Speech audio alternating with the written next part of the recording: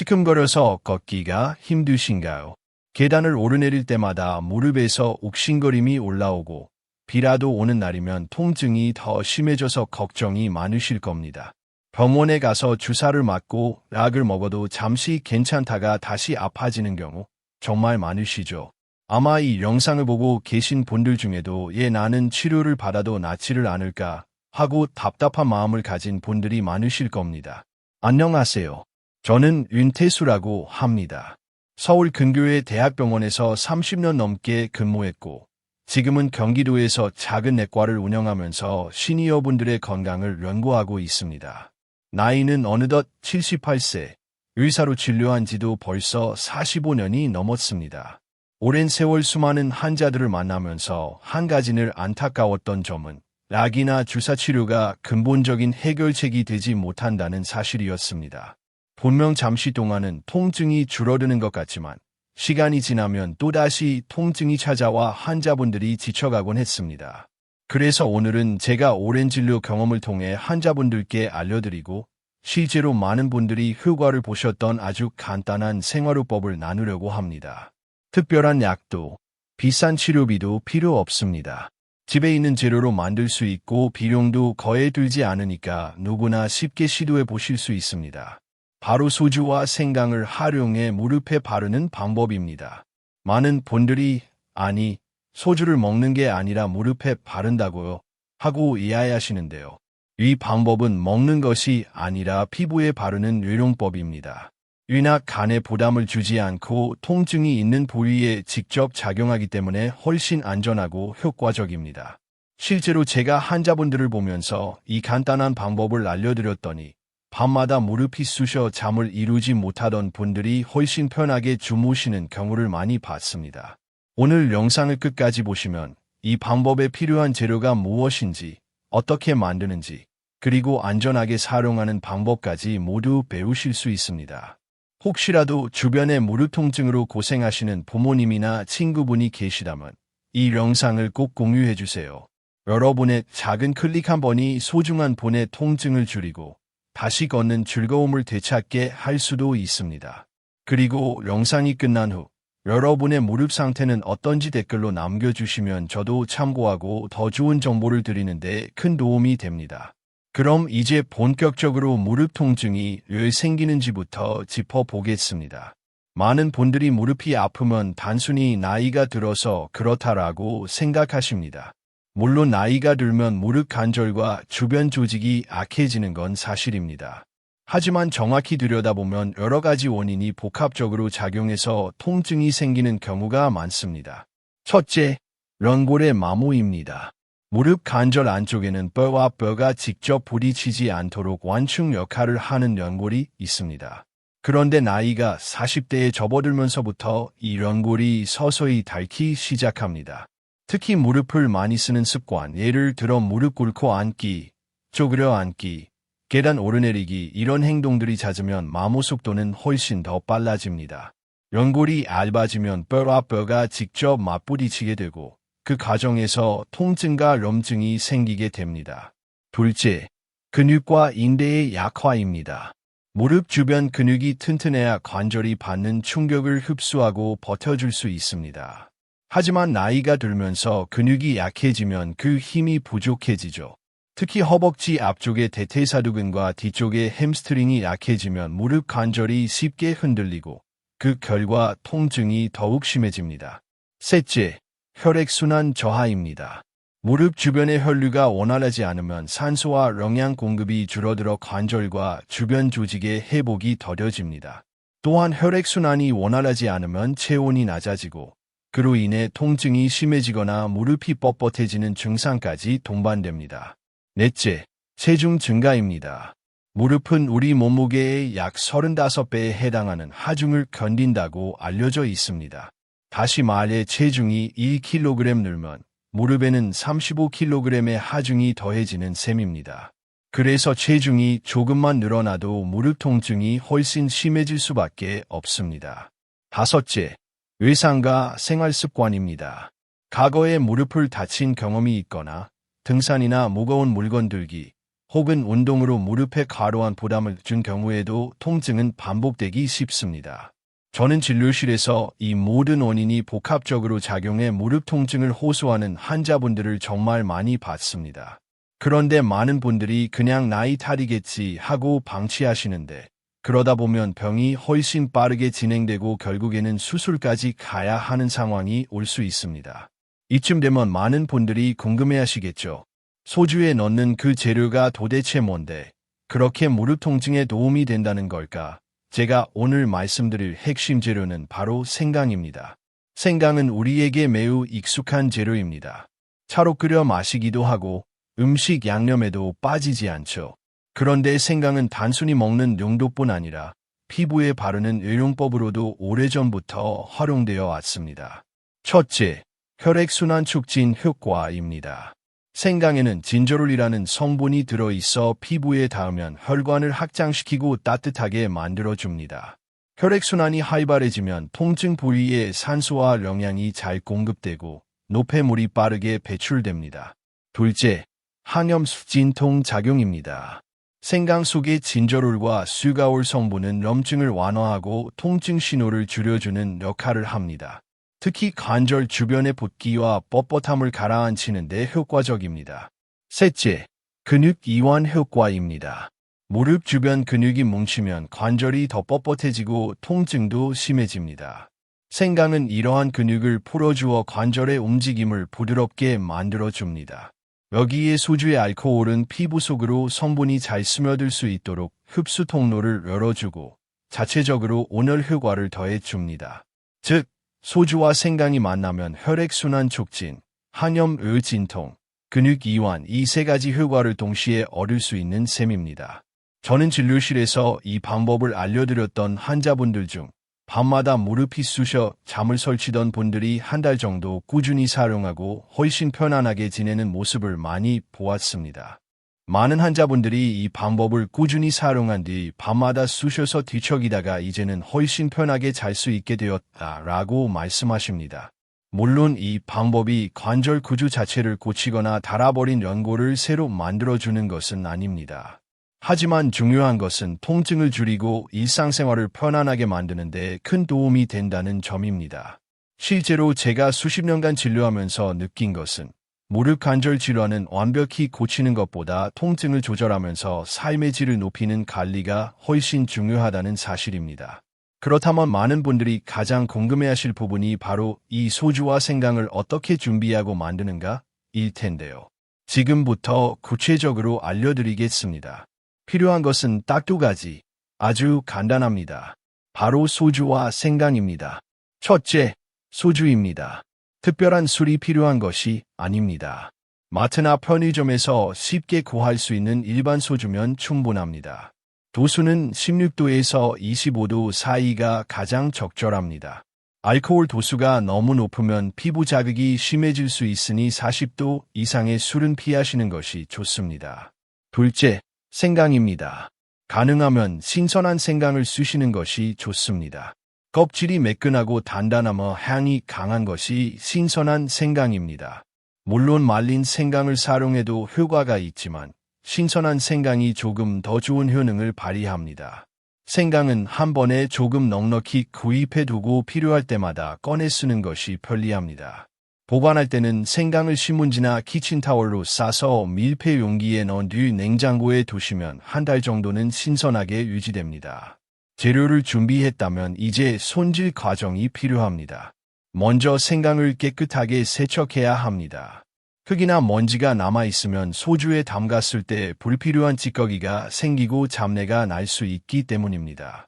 흐르는 물에 손으로 문질러 씻거나 부드러운 솔을 사용하면 좋습니다. 세척 후에는 껍질을 벗깁니다. 껍질을 그대로 사용해도 크게 문제가 되지는 않지만 껍질을 벗기면 생강의 유효 성분이 더 빠르고 진하게 우러나옵니다. 칼로 껍질을 깎아내도 되지만 숟가락을 이용해 긁어내면 생강살을 덜 깎고도 깨끗하게 벗길 수 있습니다. 껍질을 제거한 생강은 두께 2-3mm 정도로 얇게 썰어 주세요. 얇게 썰수록 표면적이 넓어져 성분이 소주에 잘 퍼집니다. 손목 힘이 약하신 분들은 칼 대신 채칼을 이용하면 더 안전합니다. 다음은 담을 용기 준비입니다. 유리병이 가장 좋습니다. 입구가 넓은 유리병을 선택하면 생강을 넣고 꺼내기가 편하고 세척도 쉽습니다. 유리병이 없다면 내열 플라스틱 용기도 괜찮지만 위생적이고 향을 잘 보존하는 데는 유리병이 더 적합합니다. 깨끗하게 씻고 건조한 유리병에 썰어둔 생강을 3분의 2 정도 채워 넣습니다. 너무 가득 넣으면 소주가 잘 스며들지 않아 우러나는 속도가 느려질 수 있습니다. 이제 소주를 부을 차례입니다. 생강이 완전히 잠길 만큼 넉넉하게 부어주세요. 생강이 소주 위로 떠오르면 공기와 닿는 부분에서 변색이 일어날 수 있으니 반드시 완전히 잠기도록 부어주는 것이 중요합니다. 뚜껑을 단단히 닫은 뒤 서늘하고 햇빛이 닿지 않는 곳에 보관하세요. 햇빛에 오래 노출되면 소주의 알코올이 날아가고 생강의 유효 성분이 변질될 수 있습니다. 하루에 한 번 정도 병을 가볍게 흔들어주면 생강 성분이 고루 퍼져서 우러나는 속도가 빨라집니다. 최소 3일 이상은 담가 두어야 효과를 볼 수 있습니다. 가능하다면 일주일 정도 두면 더 진하고 깊은 향과 효능을 얻을 수 있습니다. 우려낸 소주 생강물은 그대로 두고 계속 사용하시면 됩니다. 다만 시간이 지나면서 색이 옅어지고 향이 약해질 수 있습니다. 그럴 땐 새로운 생강으로 다시 담가 주시면 됩니다. 그리고 가장 중요한 점은 이 소주 생강물은 어디까지나 애용 전용이라는 것입니다. 즉, 먹는 용도가 아니라 철저히 무릎이나 관절 부위에만 바르는 용도로 사용해야 합니다. 이제 이렇게 완성된 소주 생강물을 무릎에 어떻게 바르고 어떤 순서로 사용하면 좋은지 말씀드리겠습니다. 먼저 사용할 부위를 깨끗하게 씻어야 합니다. 무릎 피부에 땀, 먼지, 기름기 등이 남아있으면 생강의 유효 성분이 피부 속으로 잘 침투하지 못합니다. 또한 표면이 깨끗하지 않으면 알코올이 먼지와 반응의 자극이나 가려움증을 일으킬 수도 있습니다. 따라서 가장 좋은 시점은 저녁 샤워 직후입니다. 피부가 가장 깨끗하고 모공이 열려 있어 성분이 잘 스며들기 때문입니다. 단, 샤워 후에는 반드시 물기를 완전히 닦아내야 합니다. 물기가 남아있으면 소주 생강물이 희석되어 효과가 떨어질 수 있습니다. 이제 소주 생강물을 바르는 단계로 들어갑니다. 깨끗한 거즈나 화장솜을 준비하세요. 의류용 거즈나 자극이 적은 두꺼운 화장솜이 적합합니다. 여기에 소주 생강물을 충분히 적십니다. 뚝뚝 떨어질 정도로 흠뻑 적셔야 피부에 올렸을 때 충분한 양이 고르게 퍼집니다. 통증이 있는 부위에 가볍게 올리듯 펴 바르세요. 이때 중요한 점은 강하게 문지르지 않는 것입니다. 강하게 문지르면 피부가 손상될 수 있고 특히 어르신들의 얇고 민감한 피부에는 작은 상처가 생기기 쉽습니다. 단순히 표면을 바르는 느낌이 아니라 애기 피부 속으로 스며든다는 느낌으로 살살 눌러주는 것이 좋습니다.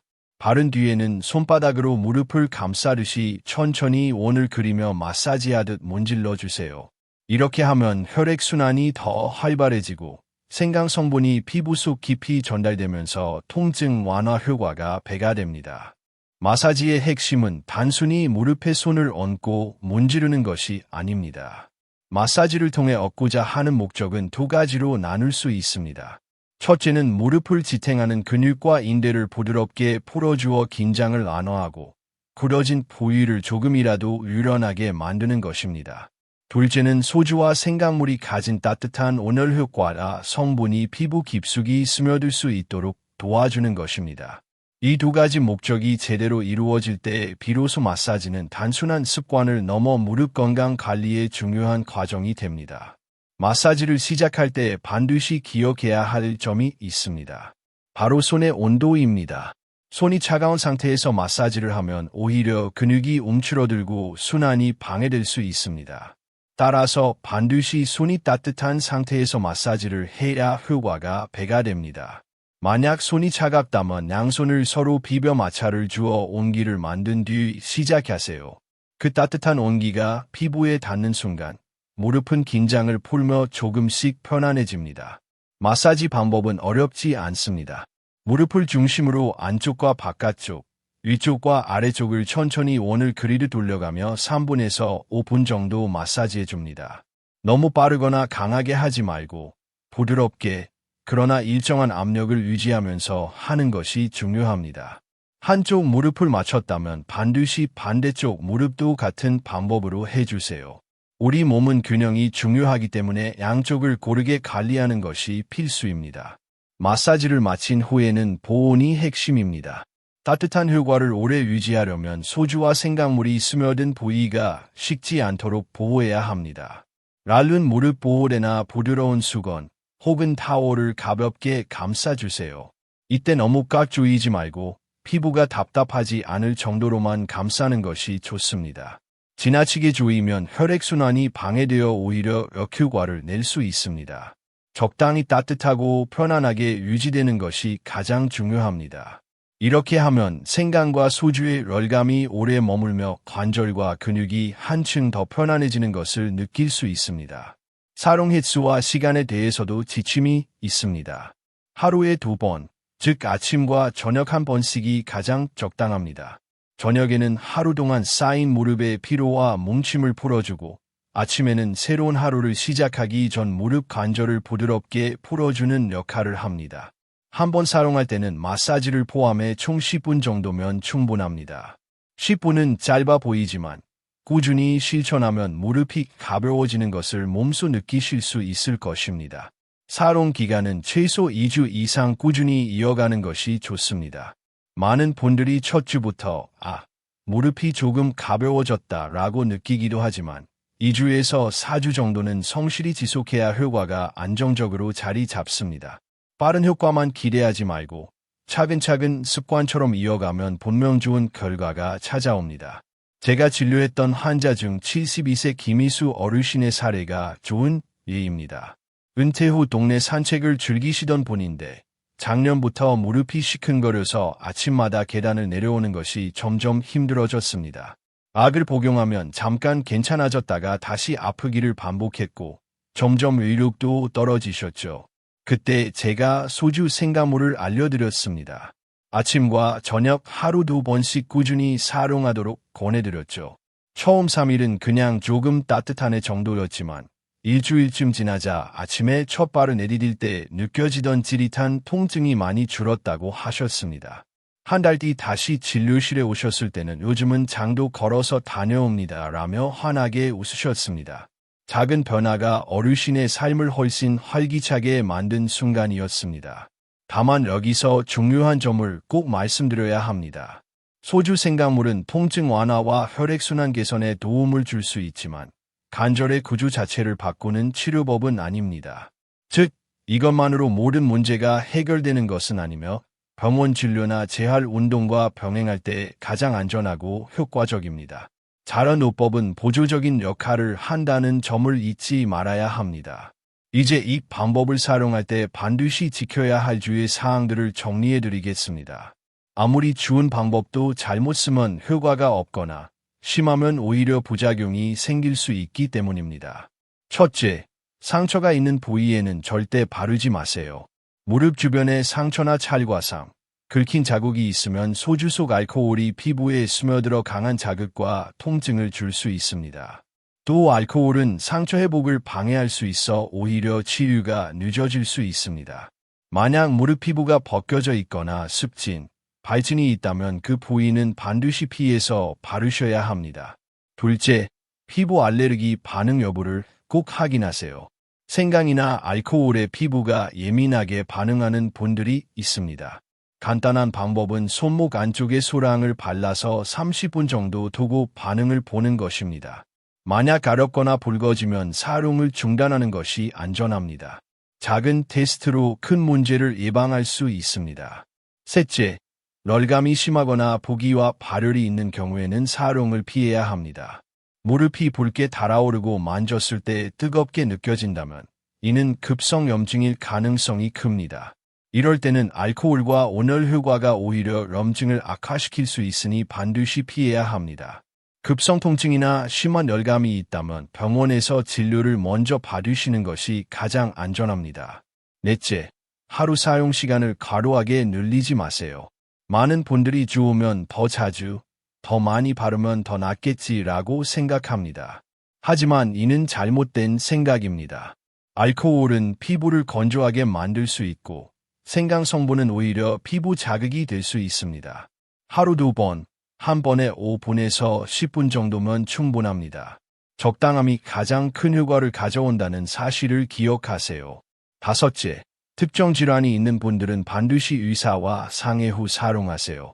특히 당뇨가 심하거나 피부 감각이 둔한 분들은 열감이나 자극을 잘 느끼지 못해 피부 손상이 생길 수 있습니다. 또한 알레르기 체질이거나 피부 질환 치료를 받고 있는 분들은 전문가의 상담 후 사용하는 것이 안전합니다. 저는 진료실에서 이런 주의 사항을 간과한 환자를 실제로 본 적이 있습니다. 73세 박광수 어르신이 그 예입니다. 이분은 평소 등산을 무척 좋아하셨는데 몇 달 전부터 무릎이 욱신거리기 시작했다고 합니다. 특히 아침에 첫 발을 내디딜 때 날카롭게 찌르는 듯한 통증이 있었죠. 제가 소주 생강물을 알려드리며 사용법과 주의 사항을 꼼꼼히 말씀드렸습니다. 그러나 효과를 빨리 보고 싶은 마음에 하루에 5번, 6번씩 사용하기 시작하셨습니다. 아침에 일어나서 1번, 산책 나가기 전 1번, 점심 먹고 1번, 저녁에도 1번, 잠들기 전 또 1번. 거의 몇 시간 간격으로 무릎을 적시신 겁니다. 처음 3일 정도는 따뜻하고 시원한 느낌이 좋아서 통증이 조금 줄어드는 듯했지만 일주일이 지나자 문제가 생겼습니다. 무릎 피부가 점점 건조해지면서 하얗게 일어나고 갈라지기 시작한 것입니다. 결국 진료실에 다시 오셔서 피부 진정제를 처방받고 사용을 중단하셔야 했습니다. 이 사례는 아무리 좋은 방법도 과유불급, 과유보급, 즉 지나치면 해가 된다는 사실을 잘 보여줍니다. 정해진 시간과 횟수를 지켜야만 오히려 꾸준히 안전하게 효과를 얻을 수 있습니다. 각질이 일어나기 시작하더니 점점 가려움까지 동반되었습니다. 처음에는 그저 건조한가 보다 하고 대수롭지 않게 여겼지만 시간이 갈수록 증상은 악화되었습니다. 결국 열흘이 지나면서 피부가 갈라지고 옷자락만 스쳐도 따갑고 쓰라릴 정도가 되어 진료실로 찾아오게 되셨습니다. 진찰을 해보니 피부 표면이 심각하게 건조해져 있었고 소주 속 알코올과 생강의 자극 성분이 오히려 피부 장벽을 손상시키고 있었습니다. 본래는 혈액순환을 돕고 열감을 주어 무릎을 편하게 해주려던 것이 지나친 사용으로 부작용을 일으킨 셈입니다. 그래서 저는 즉시 소주 생강물 사용을 중단하도록 권유했고 하루 3번씩 보습제를 바르게 했습니다. 피부 장벽이 회복될 수 있도록 최소 2주 동안은 무릎에 소주 생강물을 전혀 쓰지 못하게 했습니다. 다행히 피부가 서서히 회복된 뒤에는 하루 1번으로 사용 빈도를 줄이고 다시 무릎 관리에 활용하실 수 있었습니다. 이 사례에서 가장 중요한 교훈은 아무리 좋은 방법이라도 적당히 해야 한다는 것입니다. 욕심을 부려 과도하게 사용하면 효과는 고사하고 오히려 부작용이 생길 수 있습니다. 따라서 반드시 적정선을 지키면서 꾸준히 하는 것이 핵심입니다. 이 주의 사항만 잘 지켜주신다면 소주 생강물은 비용도 거의 들지 않고 집에서 안전하게 할 수 있는 훌륭한 무릎 건강 관리법이 될 수 있습니다. 하지만 여기서 멈출 수는 없습니다.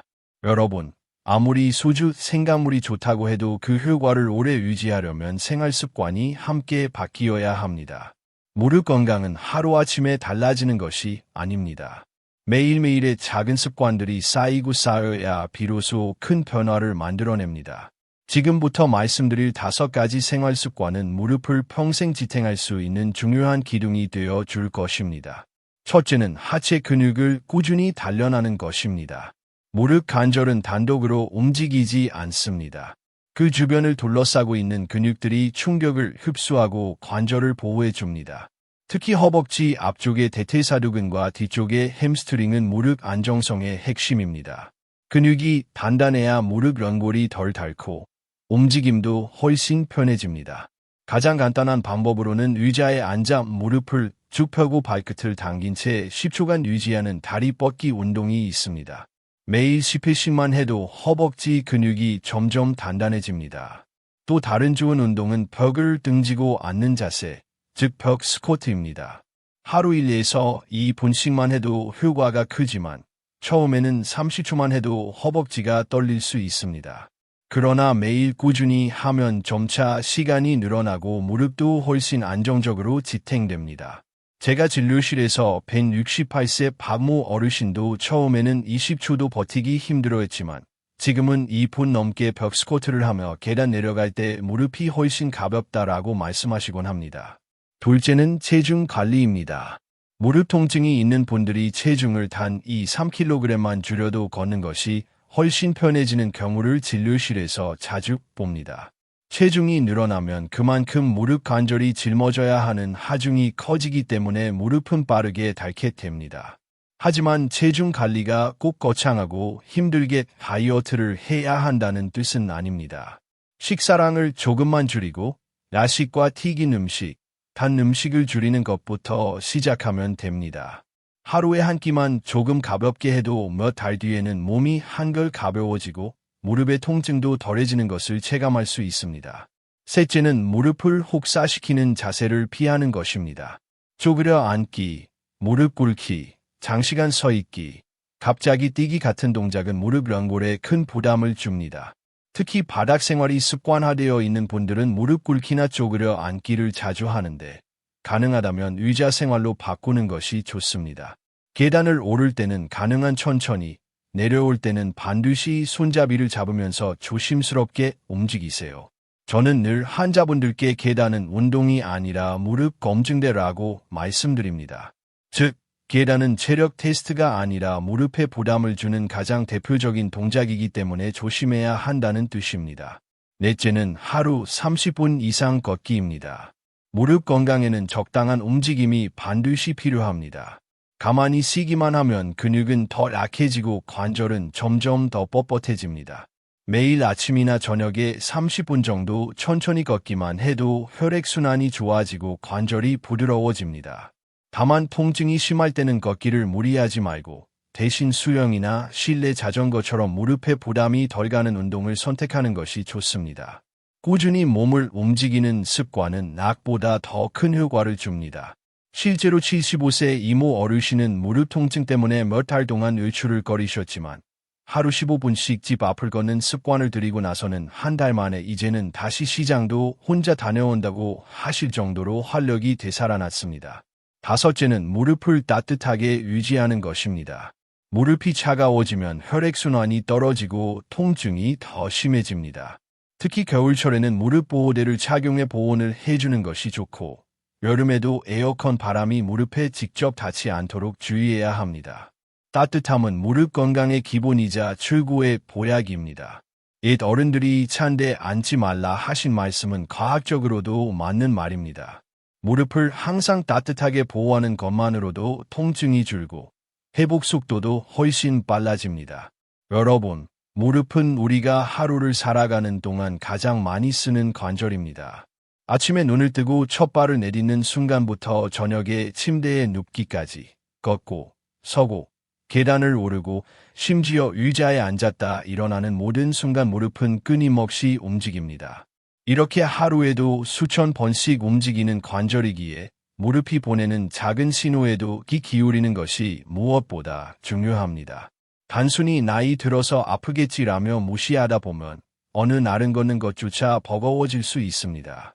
오늘 제가 말씀드린 소주 생강물은 집에서 손쉽게 만들 수 있고 무릎 통증을 완화하는 데 도움을 줄 수 있는 생활 속 지혜입니다. 하지만 반드시 기억해야 할 점은 이것이 어디까지나 보조적인 방법이라는 것입니다. 모든 문제를 한 번에 해결해주는 마법 같은 약은 세상에 없습니다. 무릎 건강을 지키려면 적절한 체중 유지, 하체 근육 강화 운동, 충분한 휴식과 스트레칭, 그리고 필요할 때는 병원 진료와 같은 기본적인 관리가 반드시 병행되어야 합니다. 제가 45년 넘게 환자들을 진료하며 느낀 것이 있습니다. 바로 지금 조금 귀찮더라도 하루 10분의 관리가 10년 후 내 삶을 완전히 바꾼다는 사실입니다. 무릎 통증 때문에 좋아하는 산책을 포기했던 어르신, 계단이 무서워 외출을 꺼리던 분들 모두 작은 관리 습관을 들이면서 다시 활발한 일상으로 돌아오셨습니다. 저는 수많은 환자분들이 다시 밝게 웃는 모습을 보며 무릎은 관리하기 나름이라는 믿음을 더욱 굳히게 되었습니다. 혹시 지금 이 영상을 보시는 분들 중에 나는 아직 괜찮아 라고 생각하시는 분이 계실지도 모릅니다. 하지만 바로 그 생각이 지금 시작해야 하는 이유입니다. 무릎은 통증이 심해지고 움직임이 줄어든 뒤에 관리하려 하면 시간이 더 오래 걸리고 회복도 훨씬 더 어렵습니다. 예방이 치료보다 항상 쉽고 빠르고 안전합니다. 그러니 오늘부터, 아니 지금 이 순간부터라도 무릎을 위해 단 10분만 투자해 보시길 권합니다. 여러분의 무릎은 평생 여러분을 지탱해 줄 든든한 기둥입니다. 그 기둥을 건강하게 지키는 것은 오직 여러분의 손에 달려 있습니다. 오늘 말씀드린 내용이 여러분과 가족분들의 무릎 건강에 작은 도움이 되기를 진심으로 바랍니다. 혹시 주변에 무릎 통증으로 고생하시는 분이 있다면 이 영상을 꼭 공유해 주세요. 여러분의 작은 관심과 공유가 누군가의 인생을 바꾸고 무릎 건강을 지키는 소중한 시작이 될 수 있습니다. 오늘도 무릎은 건강하게, 그리고 마음은 따뜻하게 지내시길 바랍니다.